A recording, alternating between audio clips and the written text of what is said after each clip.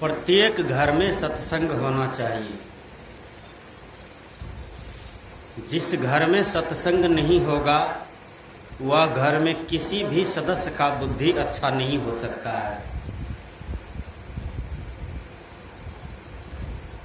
क्योंकि सत्संग ही सुमति देता है और सत्संग ही अच्छी बुद्धि की प्रकाष्ठा, अच्छी बुद्धि का देय है। इसलिए संत महापुरुष कहते हैं, बिन सत्संग विवेक न होई। किसी ने तो यहाँ तक कहा है कि नित घर्षण लोहा जंग छूटे, नित सत्संग माया मोह टूटे। का जो आदमी सत्संग करते हैं,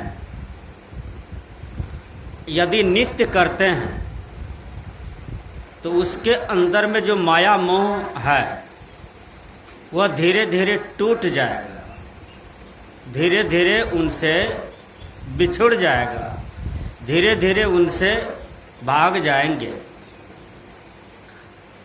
जैसे जिस लोहा में बराबर घर्षण पड़ता है वह लोहा में चमक होता है ना। उदाहरण स्वरूप आप देखिए, पटरी है जहाँ पर रेलगाड़ी चलती है। रेलगाड़ी जो चलती है जिस पटरी पर, वह पटरी लगेगा बिल्कुल साफ है और कहीं भी जंग दिखाई नहीं पड़ता है, क्योंकि रोज उसमें घर्षण पड़ता है। जिस कचिया से, जिस दबिया से, जिस खुरपी से प्रतिदिन काम होता है उसमें भी जंग नहीं पकड़ता है। माताएं लोग बैठी से सब्जी काटती है और जिस बैठी को प्रतिदिन यूज करती है वो बैठी में चमक रहता है, नहीं तो जंग लग जाता है ना। तो जिस चीज़ को आप यूज करना छोड़ देते हैं उसमें जंग पड़ जाता है, और यदि आप प्रतिदिन निरंतरता अपने जीवन में रखते हैं तो फिर वह चीज़ में चमक चला आता है। तो संत महापुरुष कहते हैं कि प्रत्येक घर में सत्संग हो, वह घर स्वर्ग हो जाएगा। आप सुनते होंगे कि मेरा जवान बेटा दारू पीता है, ऐसा सुनने को मिलता है ना। जवान बेटी दारू पीती है, शराब पीती है, जवान पुतहू दारू पीती है, शराब पीती है, ऐसा सुनने को नहीं मिलेगा। अब विदेश में जो हो मैं नहीं कह सकता हूँ, लेकिन हमारे भारत में ऐसा नहीं होता है। तो हमारे कहने का भाव है कि आज जवान लड़का बहुत ज़्यादा बिगड़ा हुआ है हमारे समाज में। कोई गुटखा खाता है, पुड़िया खाता है, सिगरेट पीता है, कहीं पर मर्डर करता है, किसी का ट्रक लूटता है, किसी को गाली दे बैठता है। शिष्टाचार नाम का चीज़ नहीं है। माँ बाप को धोखा देते हैं, माँ बाप को भी तिरस्कार करते हैं, माँ बाप को भी दुख देते हैं, माँ बाप को भी गाली गलौज कर देते हैं, दादा दादी को भी अच्छा निगाह से देखना नहीं चाहते हैं। तो वो जवान लड़का का बुद्धि रूपी स्टीयरिंग कहाँ गड़बड़ हुआ? विचार कीजिए।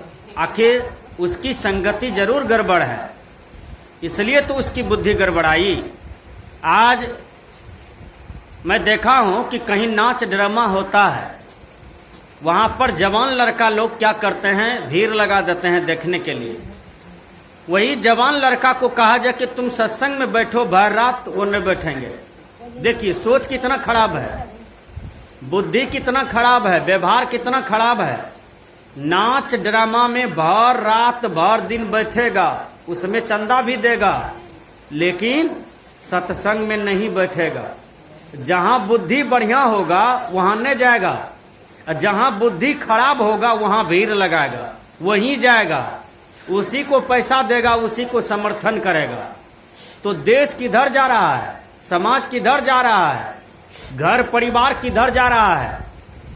आज यदि शाम हो जाए, रात 8 बज जाए, 9 बज जाए, शाम हो जाए, तो जवान बेटी 2 घंटा के लिए कहीं चली जाए तो आप बराबर पूछते हैं तुम कहाँ गई थी।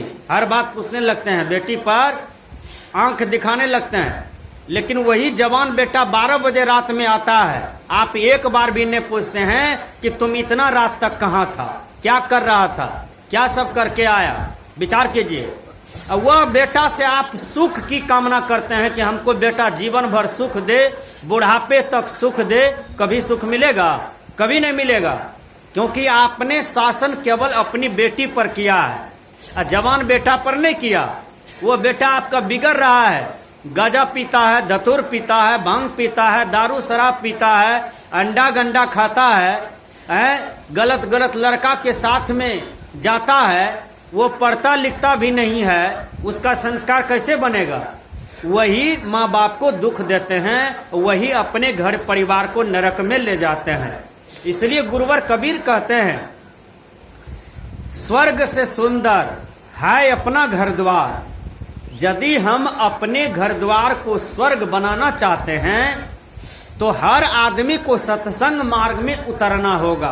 प्रत्येक आदमी को, चाहे वो राष्ट्रपति हो कि प्रधानमंत्री हो कि मुख्यमंत्री हो कि मुखिया हो कि सरपंच हो कि घर का कोई साधारण व्यक्ति हो, चाहे दुनिया की कोई लोग हो, तो हर आदमी को सत्संग में उतरना होगा, तभी इस देश और समाज का कल्याण हो सकता है, अन्यथा नहीं हो सकता है। अनहरा गांव के कन्हा राजा, सुने होंगे आप लोग कहानी, ये बात सुने हैं कहीं पर? अनहरा गांव के कन्हा राजा मतलब क्या होता है? जहां भेड़िया दसान लोग हैं, वहां का नेतृत्व जो करने वाला होता है वह कौन होता है? वह कन्हा होता है। विचार कीजिए, हमारे कहने का भाव है, आज हमारे भारत देश जो है वह इतना बड़ा गौरव में क्यों आया?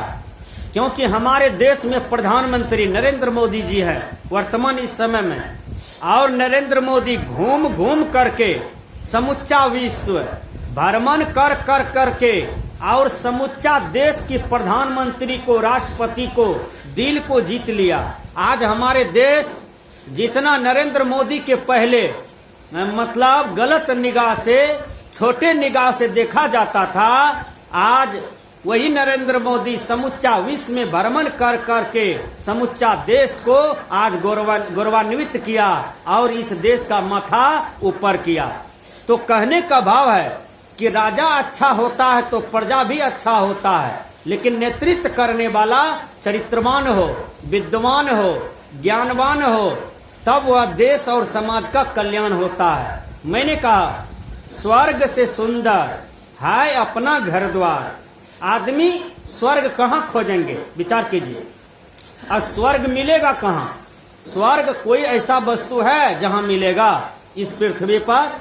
स्वर्ग कहते हैं स्वच्छता को, स्वर्ग कहते हैं मन की पवित्रता को, स्वर्ग कहते हैं जिस घर में प्रेम है, जिस घर में सुमति है, जिस घर में एकता है, इसी को स्वर्ग कहते हैं। स्वर्ग कहीं बाहर नहीं है। कुछ लोग जो कल्पना करते हैं कि स्वर्ग बाहर में है, ऊपर में है, मरने के बाद मिलता है, स्वर्ग का भगवान मालिक इंद्र भगवान है, ये सारे मिथ्या है, ये सारा चमत्कार है। स्वर्ग नरक सब इसी धरती पर है। विचार कीजिए, यदि हम प्रेम का जीवन जीते हैं, कबीर साहब ने कहा यह घर तो है प्रेम का, खाला का घर नहीं। देखिए कितना सुंदर गुरुवर कबीर चित्रण करते हैं कि आपका जीवन जो है ये जीवन प्रेम का है। आप यदि कौवा से प्रेम करते हैं तो धीरे धीरे वो कौवा को देखिएगा आपके कंधे पर बैठ जाएंगे। ऐसा होता है ना? जिस कुत्ता से आप प्रेम कीजिएगा वो कुत्ता धीरे धीरे आपके दरवाजे पर रहने लगते हैं। सही बात है, आंगन में रहने लगते हैं। आप पूरे सदस्य को परिवार में पहचान जाते हैं। कुत्ता को क्या मिला वहां पर? केवल प्रेम मिला। तो प्रेम मार्ग में कुत्ता भी अपना हो जाता है, प्रेम मार्ग में कौवा भी अपना हो जाता है, प्रेम मार्ग में पशु पक्षी सब अपना हो जाता है। इसलिए दुनिया में सबसे बड़ा यदि स्वर्ग है वह है प्रेम मार्ग। प्रेम करना चाहिए तो हर व्यक्ति को व्यक्ति से प्रेम हो। यह मुंह से आदमी पान भी खाता है और यही मुंह से आदमी जूता भी खा लेता है ना? द्रौपदी देखिए दुर्योधन को कहते हैं अंधा का बेटा अंधा। महाभारत में 10-10 हजार लाश गिर गया केवल नारी के बात पर, नारिये के बात पर झगड़ा हुआ। हर आदमी को ये ज्ञान रखना चाहिए कि हमारी घर में जो बहू बेटी है उसका सोच क्या है, उसका विचार क्या है, उसका दिमाग कैसा है, उसकी बुद्धि कैसी है। और यदि उसी घर में पुरुष की प्रधानता है, पुरुष के अंदर में व्यक्तित्व जगा हुआ है, तो कहना चाहिए कि देखो तुम मेरी पत्नी हो, मेरी बेटी हो, तो तुम ये ग्रंथ को पढ़ो। देखो यहाँ पर बाबा क्या लिखे हैं, गुरु महाराज क्या लिखे हैं, संत महात्मा क्या बता रहे हैं। आज हमारे कबीर पंथ में बहुत बड़े संत हुए हैं जिनका नाम है सदगुरु अभिलाष साहब जी। अभिलाष साहब जी एक पुस्तक लिखे हैं, वो है स्त्री बाल शिक्षा। स्त्री बाल शिक्षा में नारियों को कैसे रहना चाहिए, नारियों को व्यवहार कैसा हो, नारी पति के साथ कैसा रहे, सास ससुर के साथ कैसा रहे, समाज में कैसा रहे, ये ज्ञान उसको होना चाहिए। बहुत से माता बहन को देखिए झगड़ा में पास है, झगड़ा में पास है, लेकिन शिक्षा में पास नहीं है, ज्ञान में पास नहीं है। हम तो देखे हैं पुतहू और सास की लड़ाई में पुतहू लाठी लेके सास को मारती है, विचार कीजिए। और पुतहू जो है 70 बात सास को धराती है। लेकिन नहीं भैया, आप अभी पुतहू हैं, आपके देह में खून ब्लड तगड़ा है और सास बूढ़ी है, तो उस सास को आप सता दीजिएगा, दुख दे दीजिएगा, लेकिन कल आप भी सास बनोगे तो आपको भी दुख मिलेगा। वही बेटा आपको भी काम नहीं देगा, वही बेटा आपको काम नहीं आएगा। इसलिए संत महात्मा कहते हैं कि कोई भी कर्म करने से पहले चेतो, अपने आप को संभालो, अपने आप को सुधारो।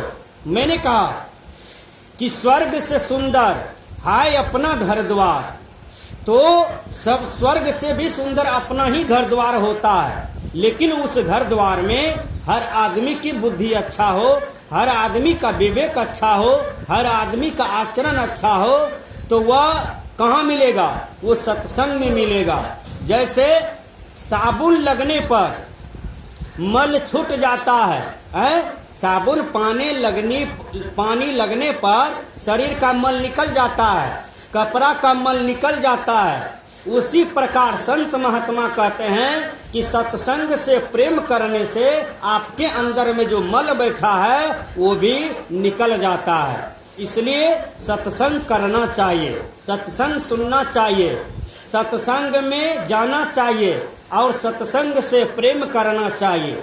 दुनिया में सबसे बड़ा सत्संग है। भगवान कृष्ण ने गीता में कहा, हे अर्जुन, मैं सभी यज्ञ में विचरण करता हूँ, लेकिन सत्संग यज्ञ दुनिया में सबसे श्रेष्ठ यज्ञ है। इसलिए हे अर्जुन, मैं सत्संग यज्ञ में रहता हूँ, क्योंकि वो सबसे श्रेष्ठ होते हैं। विचार कीजिए, आज सत्संग की महिमा लोग सुनना नहीं चाहते हैं, जानना नहीं चाहते हैं, क्योंकि लोग को चाहिए क्षणिक सुख, टटका सुख। इसलिए थोड़ा सा विचार कीजिए, साग दुकान में भीड़ होता है ना, साग दुकान में कितनी भीड़ होती है ना, और सोना के दुकान में भीड़ होती है। तो साग दुकान है नाच ड्रामा, भालू वाला का दुकान, सांप वाला का दुकान, ये सब साग पात है। हीरा का दुकान, सोना के दुकान में एक एक ग्राहक आता है, कोई कोई नहीं आता है, खलिए रहता है। तो पूंजी रहेगा तब न पहुंचेगा। उसी प्रकार जितने भी पापी हृदय के लोग हैं उसको सत्संग तीता लगता है। जब किसी को बुखार होता है तो उसको रसगुल्ला भी तीता लगता है, चीनी भी तीता लगता है, मीठा भी दीजिए तो वो तीता लगता है। उसी प्रकार जो पापी हृदय के लोग हैं उसको सत्संग तीता लगता है और साधु का दर्शन तीता लगता है। मैं एक कथा कह देता हूँ। एक परिवार में एक बूढ़ा बाबा था, वो धीरे धीरे संसार से चल बसने लगे, मतलब वो मरने के क्रम में थे। वो अपना बेटा पोता को बुलाया, कहा देखो हमारे खानदान में सत्संग कोई नहीं सुना है, इसलिए जहाँ सत्संग की आवाज आवे तो कान में रुइया दे देना। ठीक से सुन लीजिए, कहा ठीक है बाबा, यही करेंगे। आप हमारे गार्जियन हैं, इस खानदान के मालिक हैं, परिवार में श्रेष्ठ हैं, आपकी बात माना जाए। कहा ठीक है बेटा, ये बात मानना, क्योंकि 7 पीढ़ी से हमारे खानदान में कोई सत्संग नहीं सुनता है, हम लोग सत्संग से अवहेलना करते हैं। देखिए बूढ़ा मर गया, अब बेटा पोता उस बात को निभाने लगा। जहाँ सत्संग होता था कान में रुइया ले लेता था, सत्संग नहीं सुनेंगे, अब दादा का वचन भी निभ जाएगा। देखिए तब क्या होता है, एक दिन उसी का पोता चोरी करने के लिए जा रहा था 12 बजे रात में। पोता जो चोरी करने के लिए जा रहा था तो बगल में सत्संग हो रहा था, वो सत्संग रात भर चलता। 1 बजे रात में चोर वही देके जा रहा था। वो चोरवा सुना कि सत्संग यहाँ हो रहा है, आवाजों आ रहा है, तब तक में रुइया कान में ठूस लिया। जब रुइया कान में ले लिया तो सत्संग का आवाज जाएगा? नहीं जाएगा। जब गुरु महाराज के पंडाल के सामने जाता है, अब उसको कांटा गड़ गया पैर में, बहुत बड़ा कांटा गड़ गया। जब कांटा गड़ गया तो स्वाभाविक है, कान में जो उंगली लिया था रुइया के साथ में, स्वाभाविक है वो कान से जैसे उंगली छूटा और वैसे रुइया भी दोनों गिर गया। तब तक में गुरु महाराज प्रवचन में कह रहे थे कि देवता को छाया नहीं होता है। देखिए वो चोरबा चोरी करने गया, चोरी करके आया, काली मैया को लड्डू चढ़ाया। देखिए हमारे हिंदुस्तान में लोग देवी देवता को भी कैसे बकलोल बनाता है। चोरबा जब चोरी करता है, अब वो चोरबा काली मैया के मंदिर जाता है, काली मैया को भी बकलोल बनाता है।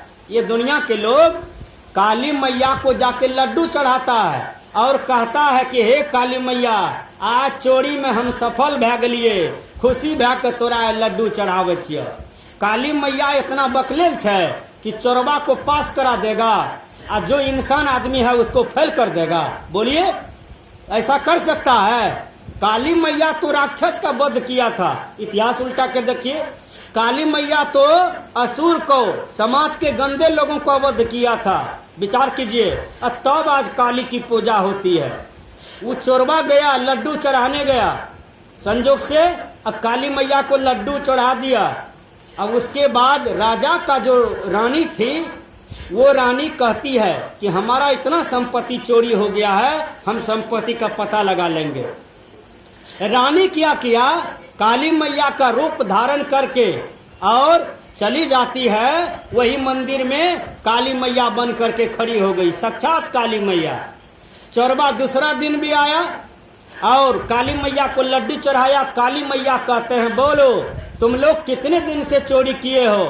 तब कहते हैं हे माँ, हम लोग इतने दिन से चोरी किए हैं, ढेर दिन से, चलो आज बहुत सोना देना पड़ेगा चढ़ावा में। तब तक में उस चोरबा को दिमाग में आया कि यदि ओरिजिनल काली मैया होगा तो सोना लेके क्या करेंगे, हम लोग तो श्रद्धा से चढ़ाते हैं और इसको छाया भी देखते हैं। वहाँ बाबाजी मंच पर कह रहे थे, गुरु महाराज प्रवचन में कह रहे थे कि देवता को छाया नहीं होता है, इसका मतलब ये डुप्लीकेट काली है, चलो इस काली को पकड़ो। अब काली मैया को जान बचाने में धतपत हो गया, आगे आगे काली मैया भाग रही है, अब पीछे से चोरबा उसको खोदा रहा है। तब सोचा अरे हम लोग सत्संग का, गुरु महाराज का एक बात सुने तो आज देखो कितना फायदा हुआ, नहीं तो डुप्लीकेट काली मैया आज हम लोगों को सब चीज ले लेता। इसलिए आज से सत्संग करना होगा, आज से सत्संग सुनेंगे, दुनिया में सब काम पीछा होगा लेकिन सत्संग में आगे होंगे। हमारे कहने का भाव है कि सत्संग करें, वह घर स्वर्ग होगा। घर में सबकी बुद्धि अच्छी करनी है तो सत्संग से प्रेम हो, सत्संग से लव हो। इन्हीं शब्दों के साथ मैं इस विषय पर अभी विराम देता हूँ। श्री सद्गुरुदेव की जय।